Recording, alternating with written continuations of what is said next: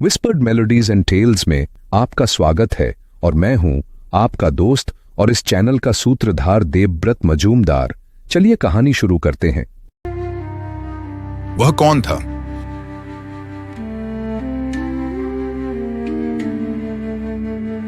Episode 1।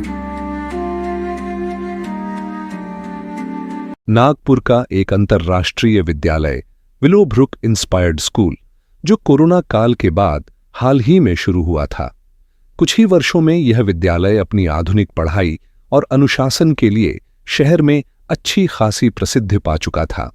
आज तारीख थी 4 अगस्त 2024। यह दिन विलोब्रुक स्कूल के लिए साधारण नहीं था, क्योंकि कुछ ऐसा घटने वाला था जो पूरे कैंपस की रूह तक हिला दे।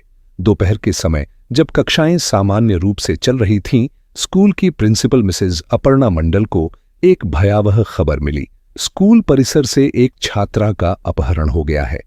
यह सुनते ही उनका चेहरा पीला पड़ गया, आंखों में चिंता की लकीरें साफ दिखने लगी। दिल की धड़कन तेज हो गई, पर उन्होंने खुद को संभाला। उन्होंने तुरंत स्कूल की कोऑर्डिनेटर को बुलाकर धीमी लेकिन दृढ़ आवाज में कहा, इस बात की तुरंत पुलिस को इत्तला दो, एक पल भी देर मत करना। कोऑर्डिनेटर, जिसका नाम न्यामा था, ने घबराहट में बिना वक्त गवाए नागपुर क्राइम ब्रांच का नंबर मिलाया। फोन एक कांस्टेबल ने उठाया और ठेठ मराठी में बोला, नागपुर क्राइम ब्रांच, सांगा काय झाला आहे? सामने से न्यामा ने तेजी से जवाब दिया, विलोब्रुक स्कूल से एक लड़की का किडनैप हो गया है, आप लोग तुरंत आइए। हवालदार ने उसी नागपुरी लहजे में कहा। एसीपी साहेब थानेत आहेत? तुम्ही त्यांच्याशी बोला, लाइन दे तो, थांबा। कुछ ही पलों में कॉल भीतर ट्रांसफर कर दी गई। अब लाइन पर थे नागपुर शहर के नए एसीपी, जिनका क्राइम ब्रांच में तबादला अभी कुछ महीनों पहले ही हुआ था। उनका नाम जटाशंकर हुड्डा उर्फ JS हुड्डा। हुड्डा साहब ने फोन उठाते ही ठेठ हरियाणवी में पूछा, के हो गया? के बात पड़ गई? किसकी समत आ पड़ी? नियामा ने हड़बड़ाहट में पूरी घटना सुना दी। हुड्डा साहब ने गंभीर आवाज में बस इतना कहा, मैं अभी आ रहा हूं। स्कूल का कोई भी कर्मचारी या टीचर बाहर ना जाने पाए। फोन रखते ही मामला नागपुर की शांत हवा में तूफान की तरह फैलने लगा। और अब मैं आपको मिलवाता हूं इस कहानी के असली किरदार से। जटा शंकर हुड्डा साहब, यानी JS हुड्डा, एक ऐसा नाम जो पुलिस की दुनिया में अपने हौसले, जज्बे और अडिग स्वभाव के लिए जाना जाता है। जटा शंकर हुड्डा एक हंसमुख 45 साल के हरियाणवी जाट IPS अफसर, जिनकी 20 साल की नौकरी में अब तक 108 बार तबादला हो चुका था, और यह 108वां तबादला नागपुर में हुआ है। बाहर से हुड्डा साहब बेहद सख्त दिखते हैं, मगर असल में नारियल की तरह हैं, ऊपर से कठोर, अंदर से नरम। 45 साल की उम्र हो चली थी, लेकिन अब तक उनकी शादी नहीं हुई। ऐसा नहीं था कि हुड्डा साहब को कोई लड़की पसंद नहीं आई, मगर हर लड़की में वे आज से 60 साल पहले के संस्कार ढूंढते रह गए। और जो लड़कियां उनकी इन नजरों में दीवानी हो जाती, वही जब हुड्डा साहब शादी की बात करते तो उन्हें छोड़कर चली जाती। ये बिल्कुल भी नहीं है कि हुड्डा साहब निराश आदमी हैं। उनमें भी रस बहता है, पर वो कविता का रस या गहरे सच्चे प्यार का रस होता है, जो आजकल की लड़कियों को पुराना और बेमेल लगता है। बस इसी वजह से हुड्डा साहब ने अब तक शादी नहीं की। उनका यह रसिक मिजाज उनकी बोली में साफ झलकता है। अपर्णा मंडल अपने ऑफिस में बैठी बेचैनी से ACP का इंतजार कर रही थीं। कमरे में सभी शिक्षकों को बुला रखा गया था। माहौल गंभीर और चिंतित था।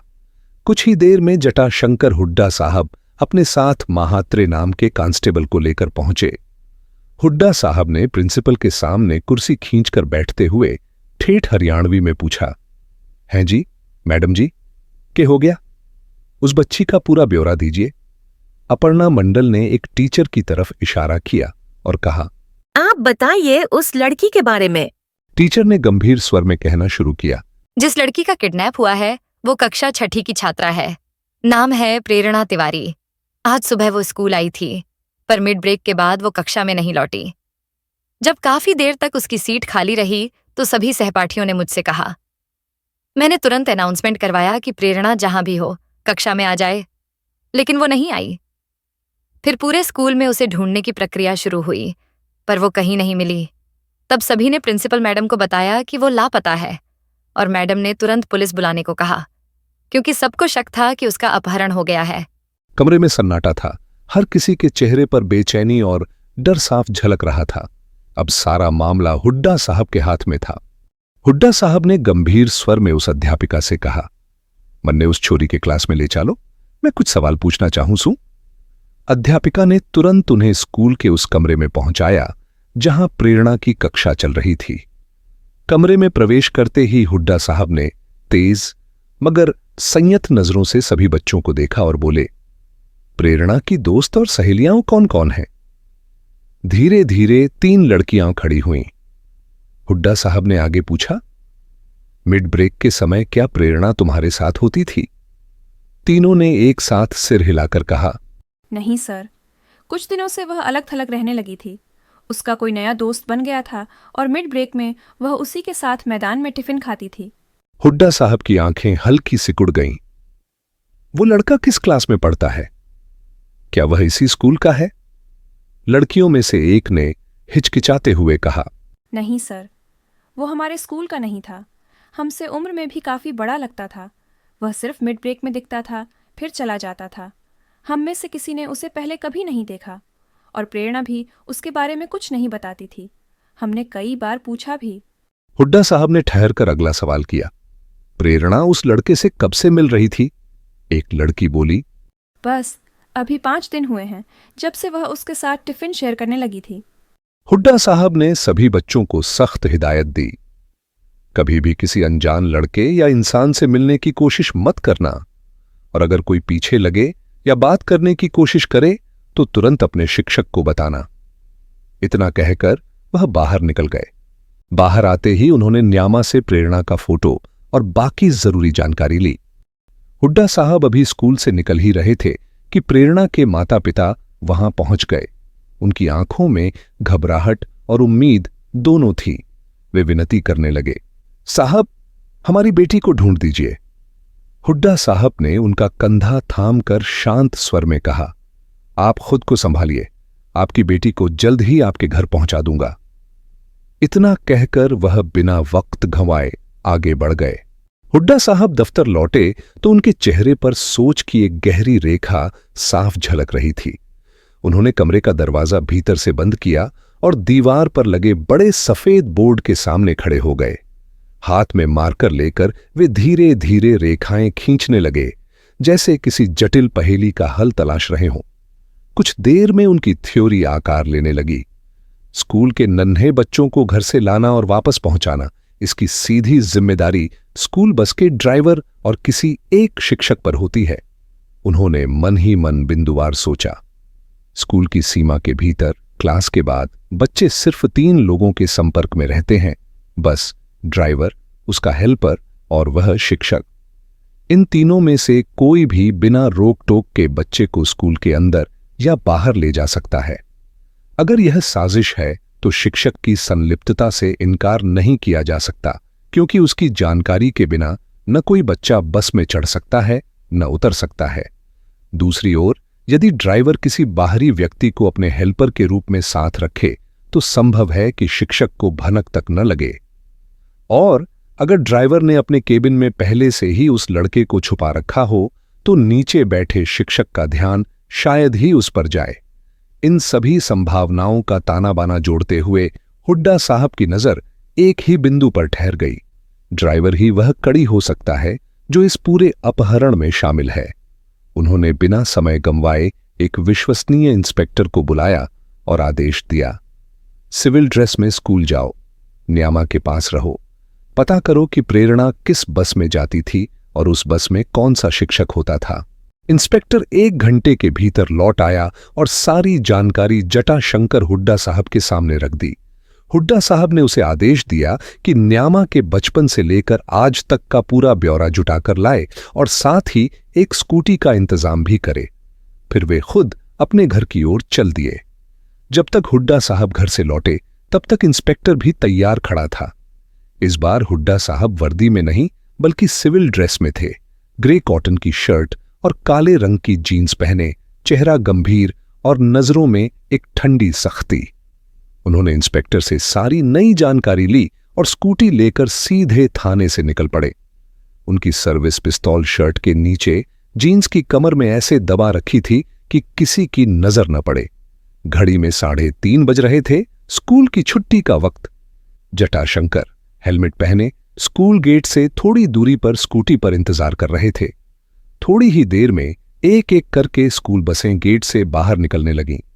प्रेरणा की बस का नंबर 3 था और जैसे ही वह बस गेट से निकली, जटाशंकर ने बिना समय गंवाए उसका पीछा शुरू कर दिया। बस अपने अपने निर्धारित स्टॉप्स पर रुकते हुए आगे बढ़ रही थी। प्रेरणा के घर के पास वाला स्टॉप भी निकल गया। अब बस में केवल न्यामा और 2 छोटे लड़के बचे थे। कुछ देर बाद बस आखिरी स्टॉप पर रुकी। न्यामा और दोनों लड़के उतर गए। बच्चे आपस में खेलते हुए न्यामा के साथ गली में चले गए और बस चालक स्कूल की ओर लौट चला। स्कूल पहुंचकर ड्राइवर ने बस को पार्क किया और अपनी पुरानी मोटरसाइकिल लेकर निकल पड़ा। जटाशंकर उसके पीछे पीछे हो लिए, लेकिन ड्राइवर घर जाने के बजाय एक बार के बाहर रुक गया। हुड्डा साहब भी उसका पीछा करते हुए हेलमेट पहने ही अंदर दाखिल हुए और उसकी ठीक पीछे वाली टेबल पर बैठ गए। वेटर पहले ड्राइवर की टेबल पर गया और ऑर्डर ले आया, फिर हुड्डा साहब के पास पहुंचा। क्या लेंगे साहब? हुड्डा साहब ने हल्की व्यंग्य भरी मुस्कान के साथ कहा, ले आ भाया ब्लैक डॉग, आज टाइम है अंदर के कुत्ते ने जगाण का। वेटर ऑर्डर नोट करके चला गया।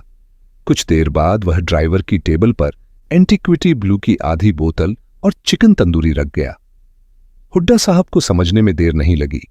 आज ड्राइवर की जेब भारी है और यह रकम शायद प्रेरणा के अपहरण में उसका हाथ होने की इनाम राशि है।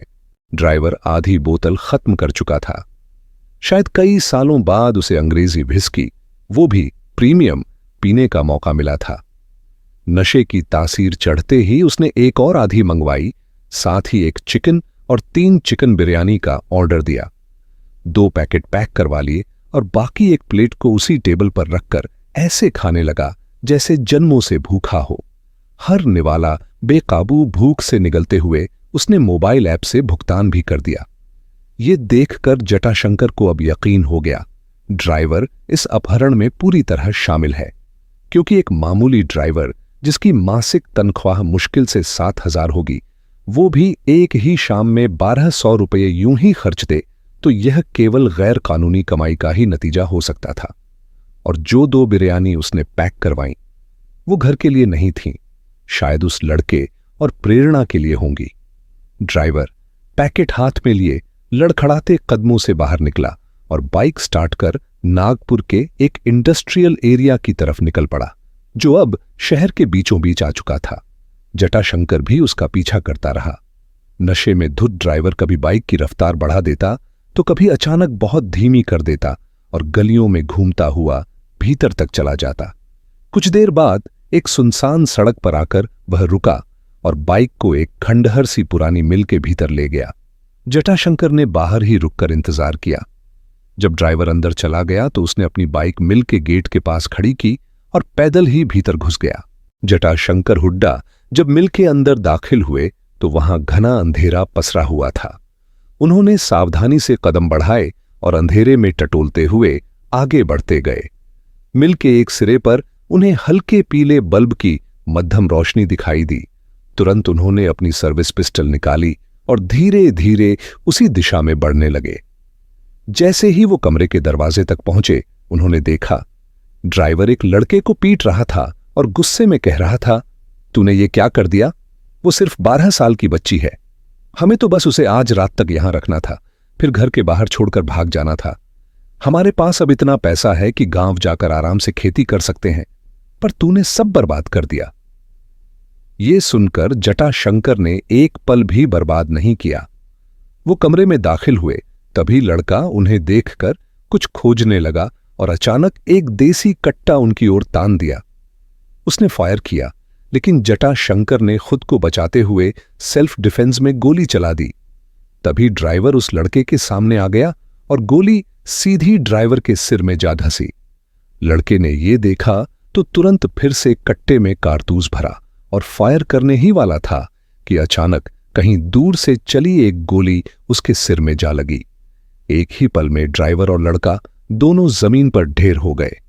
जटाशंकर उसी दिशा में दौड़े जिधर से गोली चली थी, लेकिन वहां पहुंचकर उन्हें सिर्फ जमीन पर पड़ी 2 खाली बुलेट शेल्स मिली। वो समझ गए कि किसी ने गवाह मिटाने के लिए एक एक गोली से ड्राइवर और लड़के दोनों को खत्म किया है। अचानक उनके दिमाग में कुछ कौंधा और वो वापस कमरे की ओर भागे, लेकिन वहां न ड्राइवर की लाश थी न लड़के की। किसी ने दोनों की लाशें खींचकर ले जानी शुरू कर दी थीं। अब उन्होंने प्रेरणा को खोजने की ठानी। दूसरे कमरे में पहुंचकर देखा, प्रेरणा खून से लथपथ पड़ी थी, कपड़े फटे हुए थे और उसकी दोनों टांगों से खून बह रहा था। जटाशंकर ने जल्दी से पास पड़ा एक जूट का बोरा उसके शरीर पर डाला और उसे अपनी गोद में उठा लिया। मिल से बाहर निकलकर उन्होंने फोन मिलाया और अपनी लोकेशन दी। लगभग 15 मिनट बाद एक काली जीप आकर रुकी, जिसने जटाशंकर और तड़पती प्रेरणा को उठाकर सीधे अस्पताल पहुंचाया। अस्पताल में जटाशंकर ने पुलिस कमिश्नर को सारी घटना की जानकारी दी, लेकिन मीडिया, जो हमेशा गिद्ध की तरह अपराध की गंध सूंघ लेती है, बिना बुलाए अस्पताल पहुंच गई। जब डॉक्टरों ने बताया कि प्रेरणा अब खतरे से बाहर है, तो जटाशंकर की आंखों में आंसू आ गए। अपनी असफलता और बच्ची पर हुए अत्याचार का बोझ सह न सके और जोर से रो पड़े। डॉक्टर और नर्स ने उन्हें ढांढस बंधाया। अस्पताल से बाहर निकलते ही देखा, कमिश्नर मीडिया के सवालों के जवाब दे रहे थे। उन्होंने कहा, ये हमारे एसीपी की समझदारी और सूझबूझ का नतीजा है कि अपहरणकर्ता बच्ची को छोड़कर भाग गए। आगे एसीपी जटाशंकर हुड्डा आपको पूरी घटना बताएंगे। जटाशंकर ने बस इतना कहा, ये अपहरण पैसों के लिए नहीं, बल्कि प्रेरणा के माता पिता से पुरानी दुश्मनी के कारण किया गया था। अब ये सिर्फ अपहरण का मामला नहीं रहा, बल्कि एक नाबालिग से दुष्कर्म और हत्या का मामला बन चुका है। मैं इस बच्ची के गुनहगारों को पाताल से भी ढूंढकर कानून के हवाले करूंगा। नमस्ते प्यारे दोस्तों, स्वागत है विस्पर्ड मेलोडीज एंड टेल्स में, जहां संगीत और कहानियां एक नई जिंदगी पाती हैं। अगर आपको दिल को छू लेने वाले गीत और मनमोहक कहानियां पसंद हैं, तो आप बिल्कुल सही जगह पर हैं। तो जल्दी से सब्सक्राइब बटन दबाएं और बेल आइकन को टैप करें, ताकि हर नया गाना और कहानी आप तक सबसे पहले पहुंचे। अगर आपको ये पसंद आया हो तो लाइक बटन दबाना ना भूलें। आपका एक लाइक हमारे लिए बहुत मायने रखता है और हमें और बेहतरीन कंटेंट बनाने के लिए प्रेरित करता है। आपके प्यार और सपोर्ट के लिए धन्यवाद। इसी तरह हमारे साथ बने रहें, सपने देखें, सुरों में खो जाएं और कहानियों की दुनिया में डूब जाएं। मिलते हैं अगले वीडियो में।